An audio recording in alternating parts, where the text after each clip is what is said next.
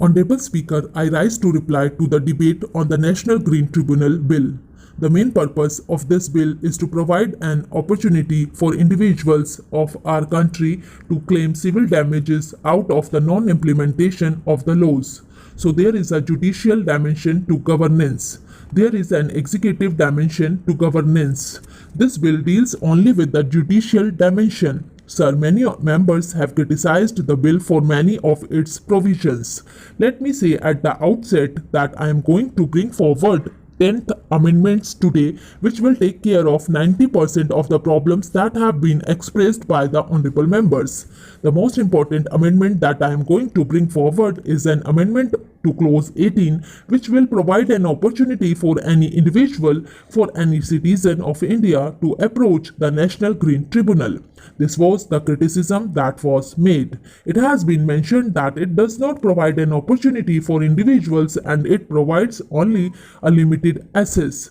But I am going to bring forward this amendment today to clause 18, which will expand the definition of persons aggrieved. So any person aggrieved can approach the National Green Tribunal.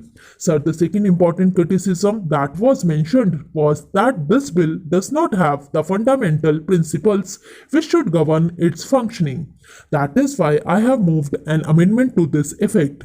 It will bring principles of sustainable development and all other principles will be part of this amendment. The third important amendment that I am going to bring forward is that this act will come into force simultaneously. It would mean that the entire act will come into force at one go. This was also a criticism that had been made by some honorable members. The fourth amendment that I propose to bring forward is that the decisions of the National Green Tribunal can be appealed in the Supreme Court. So anybody who is aggrieved by the decision of the National Green Tribunal can go to the Supreme Court. This would mean that the proposed amendment will provide for an appeal to the Supreme Court on any decision of the National Green Tribunal. The fifth amendment is about the placing of sitting. We did not specify the territorial jurisdiction. We are now going to specify the territorial jurisdiction in the amendment as well. The sixth amendment relates to the number of members or the number of judicial members. We will have a minimum of 10 judicial members and a minimum of 10 expert members. The total number of members would not exceed 20. This has been specified in the Act itself. The seventh important amendment that I am going to bring forward is the amendment which will enable a deadlock to be broken. In the present case, the chairperson of the tribunal has been given the authority to break the deadlock in case there is a deadlock. Then I am going to bring forward some other amendments in order to maintain the integrity and the credibility of the tribunal. I believe that these amendments will go a long way in addressing the concerns of many of the honorable members. I would just like to deal with 2 or 3 significant criticisms that have been made that are not dealt with in these amendments. I propose to come back to these criticisms in the rules that we will frame. The rules will be framed, they will be put on our website and they will be laid on the table of the House. Honorable members of Parliament will have every opportunity of responding to these rules. So I will not do anything without parliamentary approval of the rules that will govern this act. So there was also some criticism of 1 year and 5 years, especially in the case of Bhopal gas tragedy. I will clarify this. In the rules, it will be 5 years from the date the injury begins to manifest itself and the cause is attributable to the environmental damage. I will make this very clear in the rules. The honorable members should not have any fears on this score. As far as members are concerned, we will have a selection committee. This selection committee will ensure that this does not become a parking place for retired civil servants. This is a fear that has been expressed. I assure the honorable members that we will have a transparent selection committee. People with background in environment will be made members of the National Green Tribunal. If activists have the requisite educational qualifications, I do not see any reason why an activist should be debarred from being a member of the National Green Tribunal. I would say here that many of the rules that will govern the selection of members will be made clear, and I can assure the honorable members that we will not be found wanting on this score. One or two other criticisms have come. How is this different from the previous National Environmental Tribunal? I want to make it clear that the National Environment Tribunal dealt only with hazardous chemical substances. It had limited scope, whereas this National Green Tribunal deals with Water Act, Air Act, and Environmental Protection Act. It deals with the Forests Conservation Act. It deals with the Biological Diversity Act. Its scope is much larger.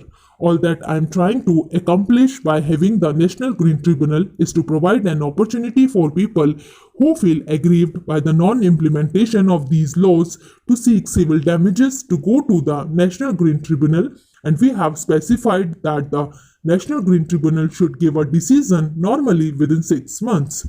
So we are trying to bring this. There are around 6,000 cases in our judiciary today relating to environment. I am sure the number of cases will increase. We need specialized environmental courts. The Supreme Court has said this. Sir, I rise to speak on the Food Safety and Standards Bill.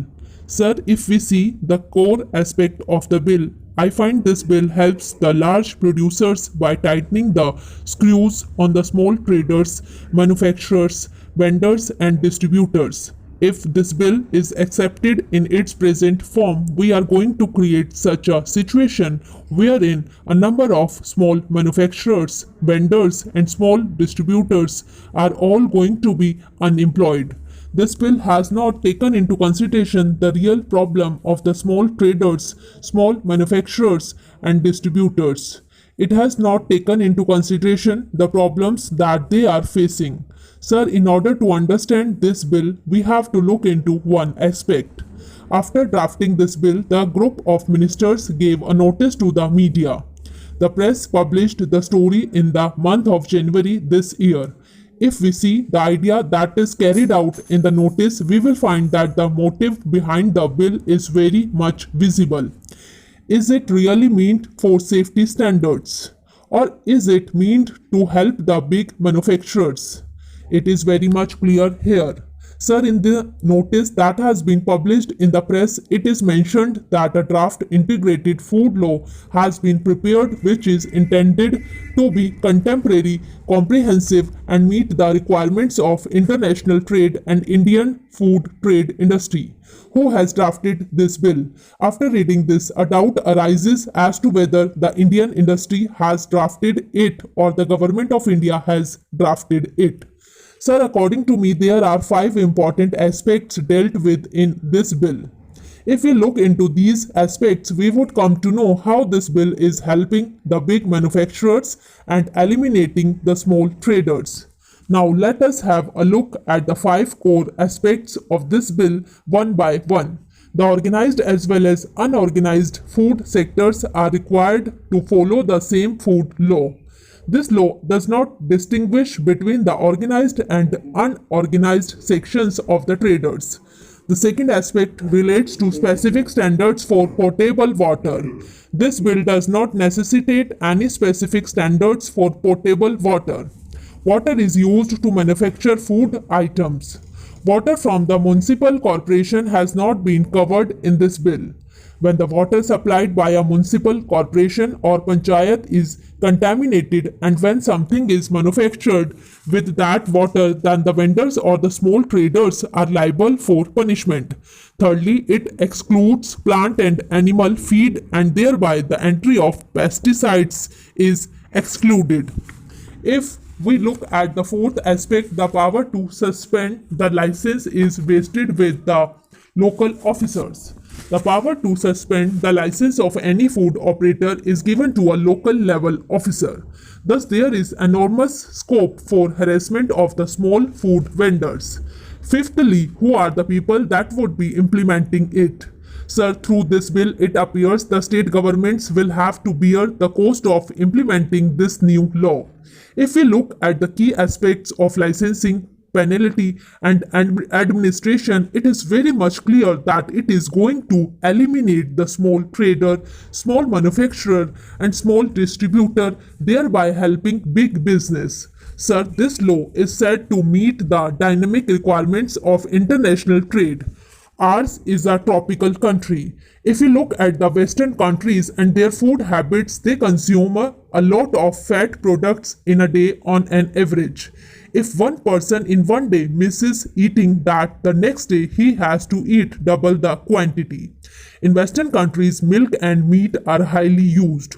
By using these and because of this food habit, they are facing a huge problem on the health front.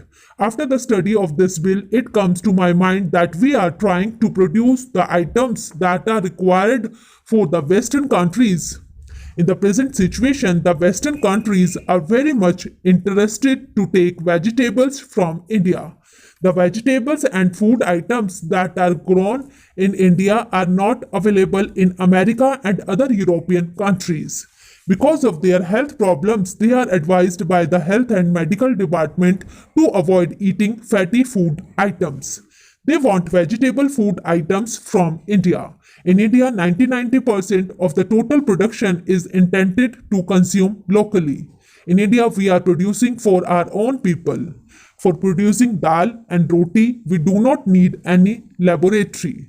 99% of the Indian people produce item for their own consumption. Only 1% is intended for the market sale. Under these conditions, if the bill is accepted in this form, we will be doing injustice to the people of India, to our own people. Honorable Deputy Chairman, sir, at present we have 8 acts governing the entire food sector. This bill is brought to consolidate and integrate all the existing 8 laws and establishes the Food Safety and Standards Authority to regulate food sector. Sir, the bill was referred to the Standing Committee. The Standing Committee, after discussing elaborately, sent its report to the Parliament. But the pity is that none of the recommendations of the Standing Committee is accepted and incorporated in this bill. Sir, what is the use of sending the bill to the Standing Committee when all the recommendations are rejected? This is not good. Sir, the bill covers everyone who is involved in food business. From big industries to the small businessmen like street vendors come under the purview of this bill. Sir, everyone in the food sector is required to get license or registration which would be issued by the local authorities. Sir, there are a lot of anomalies in this bill. I submit that implementation of the bill is a serious issue. Implementation is not practical at all. There are basically 2 important sectors, the organized sector and the unorganized sector.